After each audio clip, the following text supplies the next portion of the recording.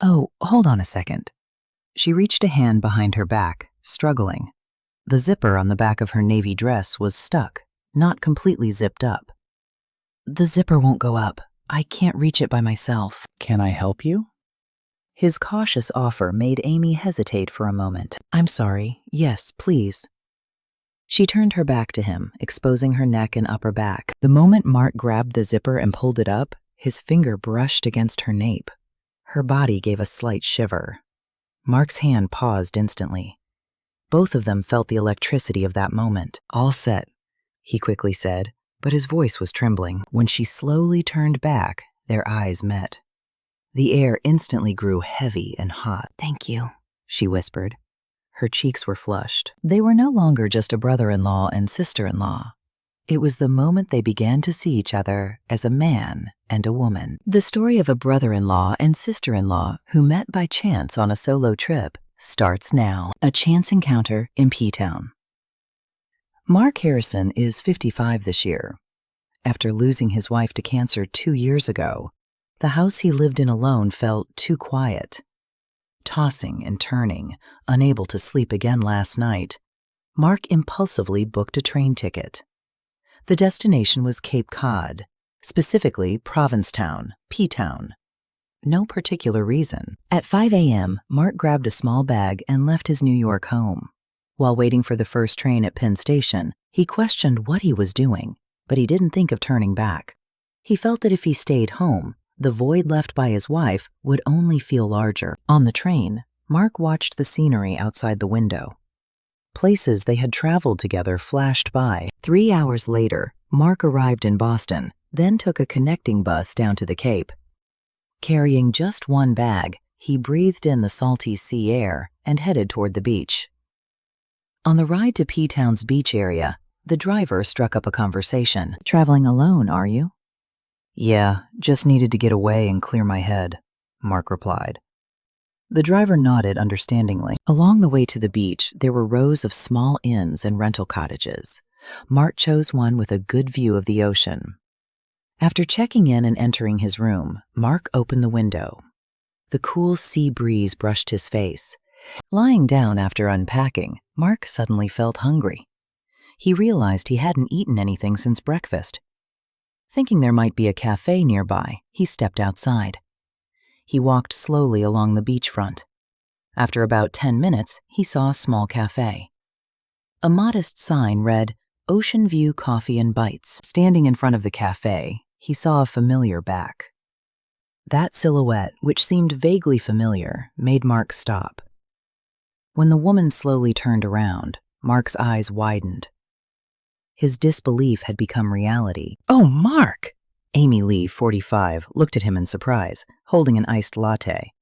Amy was Mark's sister-in-law. She had been divorced for 3 years after her husband's infidelity and was living alone. Amy, what a coincidence, really! Mark approached her with an awkward smile. Since the funeral, their contact had only been limited to holiday texts. Amy looked much thinner than before. However, her short, neat haircut made her look more sophisticated. How on earth did you end up here? Amy asked, sounding amazed. Mark was thinking the same thing. Are you traveling alone too? Amy asked. Mark nodded. She said she was also alone and smiled awkwardly. When did you get here? This morning. And you? I got here yesterday evening. They looked at each other, speechless for a moment. They were family in the past, but now their relationship was ambiguous. I just needed to get out. I was feeling suffocated. Amy confessed first. Mark could fully understand that feeling. Me too, actually. My house felt too big and empty. Mark quietly replied, confirming the shared pain. Did you have dinner yet? Amy broke the silence. He checked his watch. It was past 6 p.m. Not yet. You? Mark shook his head. Amy hesitated for a moment, then spoke cautiously. If you don't mind, would you like to eat together? It feels strange eating alone. Mark paused. They had been brother-in-law and sister-in-law, but now they were a middle-aged man and woman, both single. Yet he also felt awkward dining alone, and meeting someone he knew in a travel spot was a remarkable coincidence. Sure, that sounds nice, Mark finally nodded. A look of relief crossed Amy's face. Where should we go? Amy looked around. Mark didn't know the area well. How about that place by the water? Mark pointed toward the beach. A small sign for a seafood shack was visible. They walked side by side toward the restaurant, both cautious and aware of the other. The restaurant, modestly named The Wave Catch, had only a few tables. Luckily, a window seat with an ocean view was open. Let's sit here. Mark pulled out a chair for Amy. She thanked him and sat down. Looking at the menu, they debated what to order. How about some fresh catch? Sounds good. A bottle of white wine, too, Mark suggested. Amy hesitated briefly, but then nodded. It's a special occasion. When the food arrived and they poured the first glass, they were still awkward. But after the wine, their hearts began to open up a little. How have you been lately? Mark asked first. Amy paused, then slowly began to speak. Just surviving, day by day. When I get home after work, it's so quiet. A deep weariness was evident in her voice. Mark understood that feeling all too well. Same here. The house seems too huge, Mark answered quietly. They shared a silence, recognizing each other's wounds. I miss my sister, Amy suddenly said. Mark's heart ached. Me too, Mark replied with difficulty. They shared their grief for the person they had lost. If my sister were alive, we wouldn't be meeting like this, Amy mused.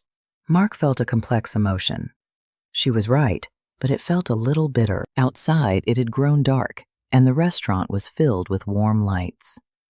Mark looked closely at Amy's face. In the candlelight glow, she had a different kind of charm.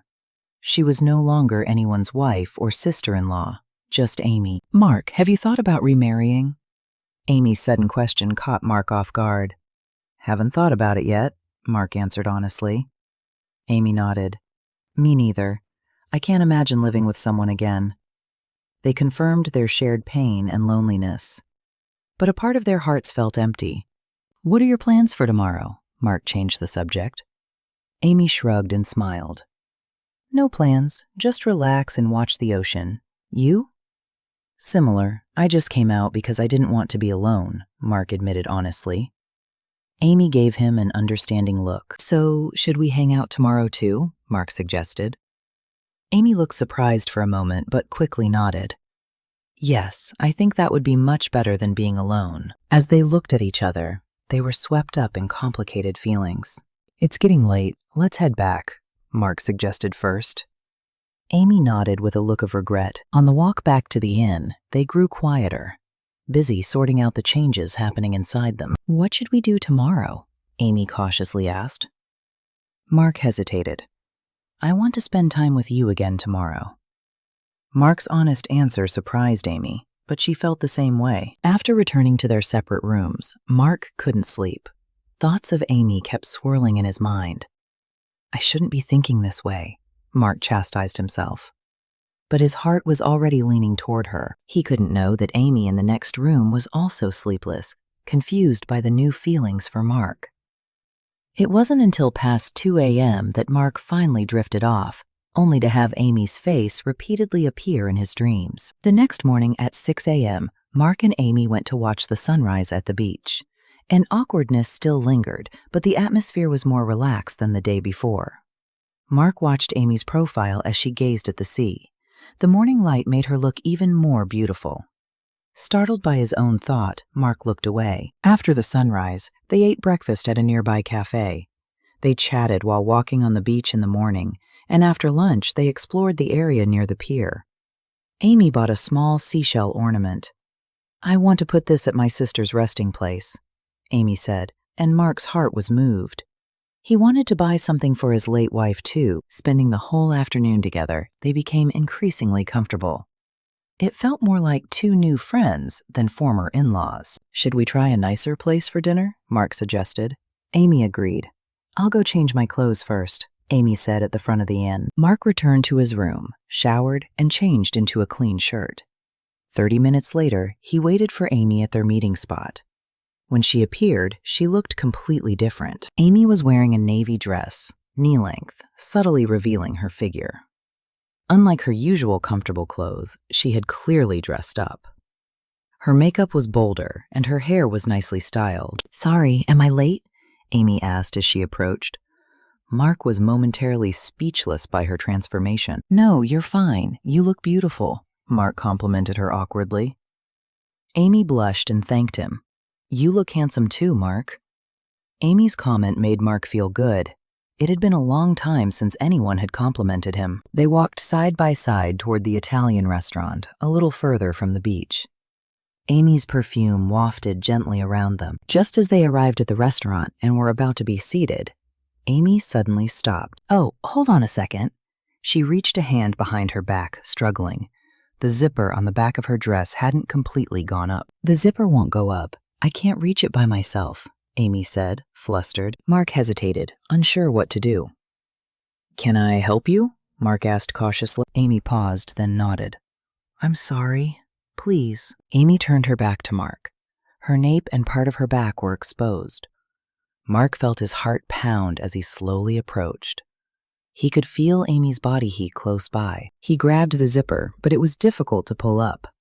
Mark had to step closer, so close that his chest was nearly touching Amy's back.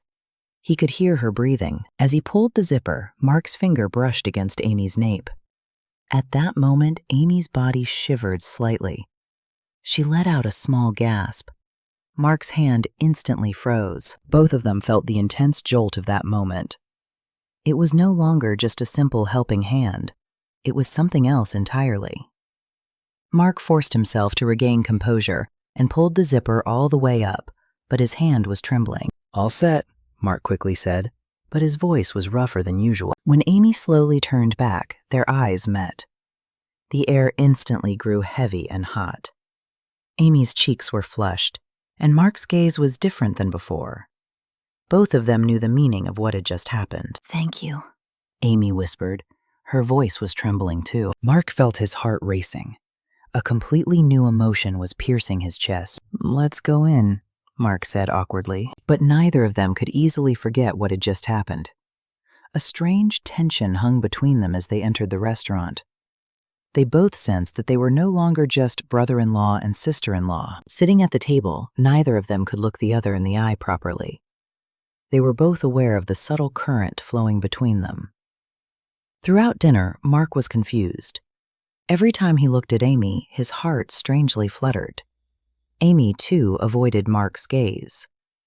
The atmosphere between them had completely changed after the zipper incident. "This pasta is delicious," Amy said to break the awkwardness, but her voice was also slightly trembling. "Yeah, the food here seems quite good," Mark replied curtly.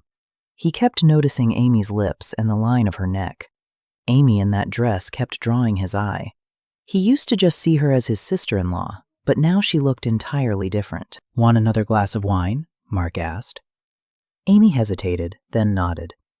"Yes, I'd like that." With the addition of wine, their mood grew even more subtle. Amy's cheeks were slightly flushed, and Mark's gaze grew bolder. "Mark," Amy suddenly called him. Mark looked at her. "I had a really good day today." Amy's words made Mark's heart pound. It felt like more than just a simple thank you. "Me too," Mark replied sincerely. "It's been a truly enjoyable day in a long time." After finishing their meal, they left the restaurant and walked along the beach. The sound of the evening waves was soothing. They sat side by side on a beach bench in silence for a while. The moonlight shone on the water. "There are so many stars," Amy said, looking up at the sky. Mark looked up too. "You can't see this many stars in New York." "No, I used to see stars like this with my sister when we were kids in the countryside." Amy's voice was filled with longing. Mark looked at her profile. In the moonlight, Amy's profile looked even more beautiful. Mark had to admit to himself that he was seeing her as a woman. "Mark." Amy suddenly stopped walking. Mark stopped too and looked at her. This might be a strange question. Amy hesitated before speaking. Mark waited for her next words. "How do you see me, Mark?" Amy's question startled Mark. He didn't know how to answer. "What do you mean?" Mark countered. Amy blushed even more and lowered her head. "I mean, how do you see me, right now, in this moment?" Mark sensed her sincerity. He was feeling a similar emotion. Never mind, it was a silly thing to ask, Amy quickly said.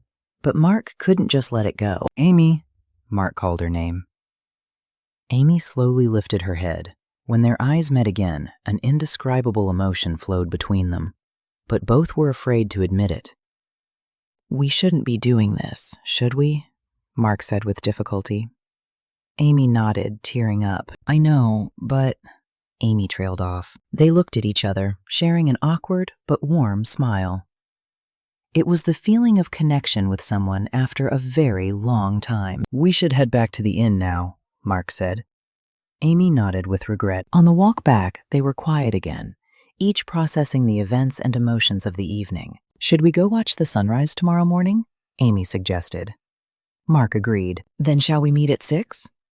Sure. My room is 201. Mine is 203, right next door. They laughed at the coincidence. They said goodnight in front of their rooms. Thank you for today.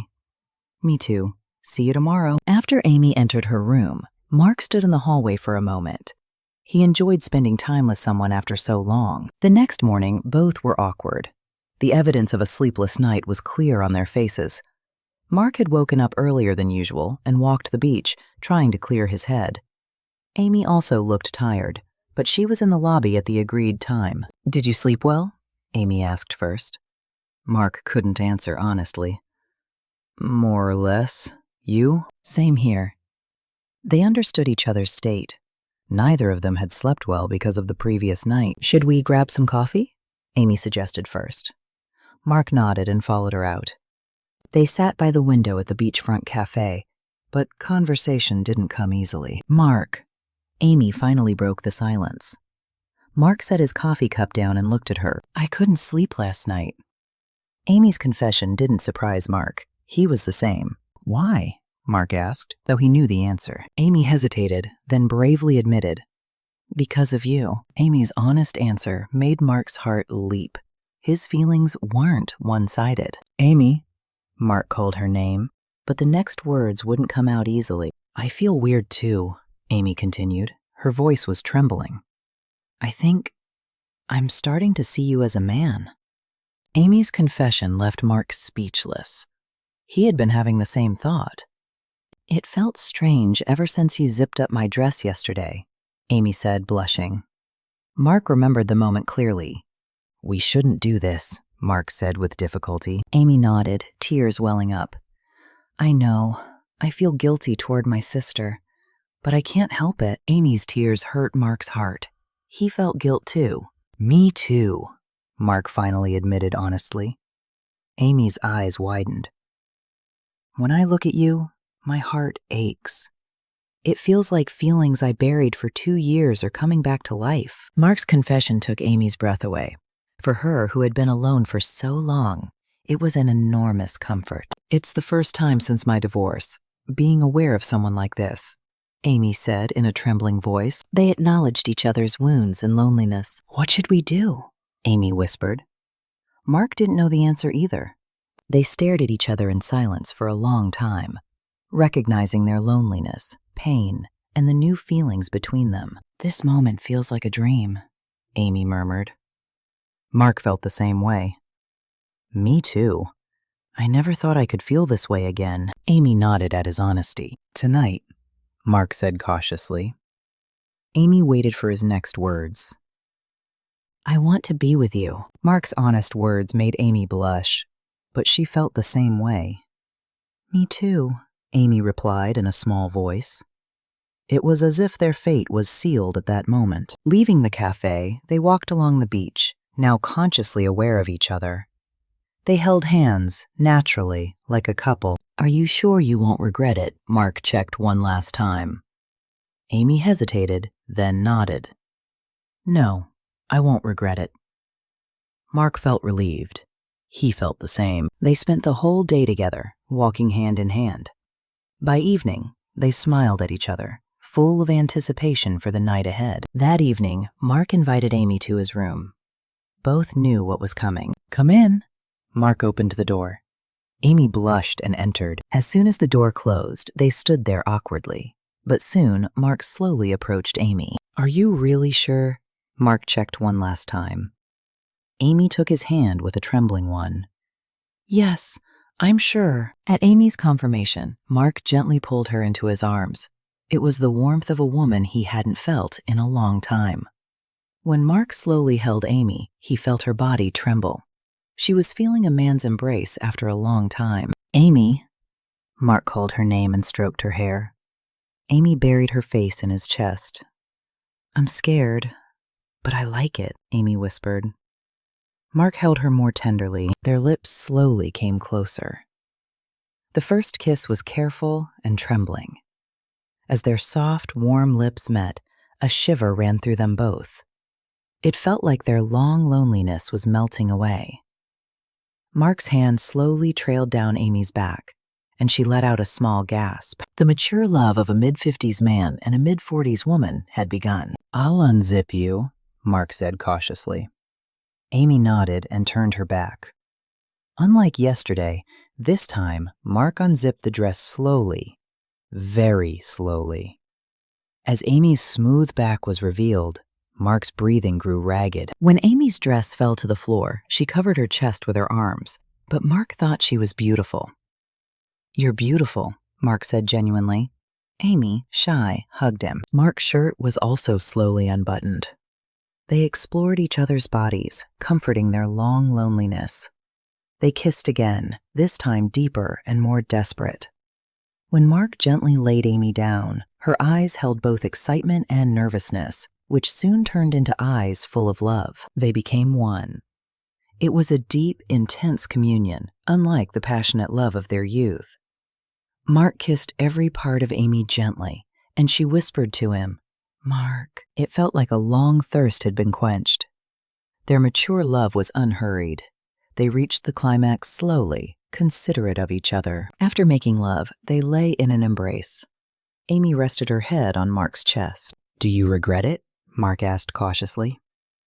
Amy shook her head. No, I feel alive now. Mark held her tighter at her answer. He felt the same. They spent the night together, sharing each other's warmth. Until dawn, they talked, getting to know each other more deeply. They confirmed a true love, not just simple comfort. The next morning, the sunlight filtered into the room through the curtains. Mark watched Amy sleeping in his arms. Her sleeping face looked peaceful, but Mark's mind was complicated. He was happy, but also anxious. He didn't know what would happen when they returned to reality. When Amy slowly opened her eyes, they looked at each other, confirming that last night was not a dream. Good morning, Amy said shyly. Mark stroked her hair. Did you sleep well? Yes, I really slept soundly for the first time in ages. At Amy's reply, Mark smiled. He felt the same way, but as time passed, reality crept closer. This was a vacation spot, and they had to return to their normal lives soon. What will happen when we go back to New York? Amy asked anxiously. Mark shared the same worry. I don't know, honestly, Mark replied honestly. He was worried about the world's judgment and the reactions of those around them. What will people say if they find out? Amy asked worriedly. That was Mark's biggest fear. I feel guilty toward my sister, Amy said, her eyes welling up. Mark felt the guilt too. Me too. But Mark couldn't finish his sentence. He was conflicted between his guilt toward his late wife and his love for Amy. I know it shouldn't be, but I just don't know, Mark said with difficulty. But he didn't want to let Amy go. Me neither. My head tells me no, but... Amy buried her face in his chest. They held each other in silence for a while. What will our families do if they find out? Amy worriedly asked. That was a big concern for Mark, too. They'll probably object. Of course they will, Mark said realistically. Amy nodded. Then what should we do? Amy's question was hard for Mark to answer. There was no easy solution. As checkout time approached, they packed their bags heavily. They regretted that their happy time was ending. Do we really have to go back? Amy asked regretfully. Mark felt the same way. We have to. We can't run from reality, Mark said bitterly. Amy nodded and packed her last items. The walk to the train station was heavy and quiet. The atmosphere was somber, a stark contrast to yesterday's happiness. "Let's take the same train," Mark suggested. Amy nodded. They sat side by side on the train, but they didn't talk much.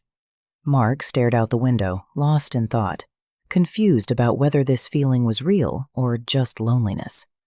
As New York grew closer, their hearts became heavier, burdened by the return to reality. "How are we going to live?"